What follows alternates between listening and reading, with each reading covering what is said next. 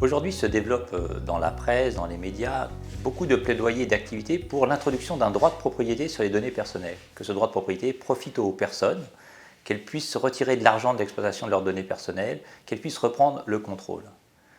Cette idée assez séduisante est présente dans le monde des données personnelles depuis près de 25 ans. Et selon moi, elle représente, je dirais, deux risques. Un qui est plus économique, l'autre qui est plus juridique et qui explique pourquoi, à titre personnel, je suis assez défavorable à cette idée.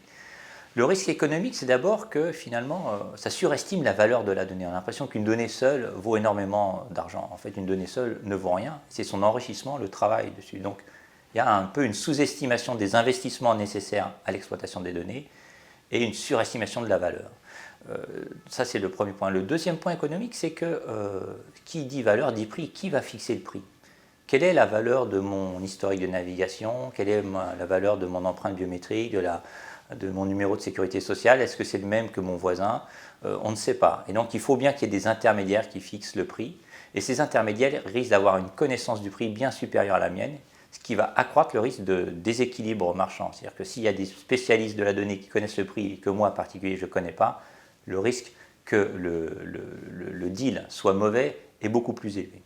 Second risque économique, c'est que ça risque d'intégrer et d'insérer dans notre droit une inégalité numérique, puisqu'il est probable que les personnes qui ont le moins de revenus seront plus sensibles au fait qu'elles puissent vendre leurs données et avoir de l'argent, et donc en retirer de l'argent de la vente. Et donc, ce qui risque de se passer, c'est que la protection des données qui aujourd'hui est égale pour tous risque d'être différenciée selon le revenu, les personnes ayant les revenus les plus faibles étant plus incitées à vendre leurs données, alors que les personnes avec des revenus plus élevés seront moins incitées à les vendre, et donc on arriverait à une inégalité numérique que nous n'avons pas aujourd'hui en Europe. Les risques juridiques, maintenant, ils sont également doubles. Le premier, c'est qu'à partir du moment où j'ai vendu quelque chose, si j'ai vendu ma voiture aujourd'hui, je n'ai plus aucun droit sur ma voiture. On peut la peindre, la casser, je ne peux plus rien dire. Le nouveau propriétaire a tous les droits.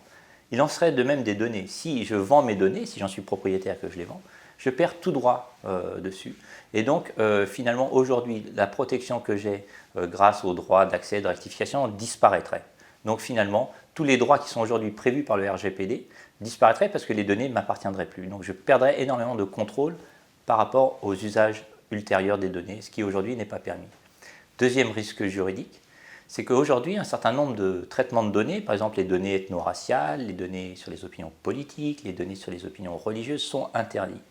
Or, si on devient propriétaire, on peut céder. Et finalement, ce qui fait la rareté, ça va être le prix. Donc, plus aucun usage ne serait interdit.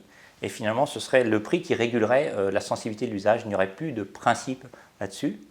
Et je ne suis pas sûr que la protection des données des personnes y gagnerait.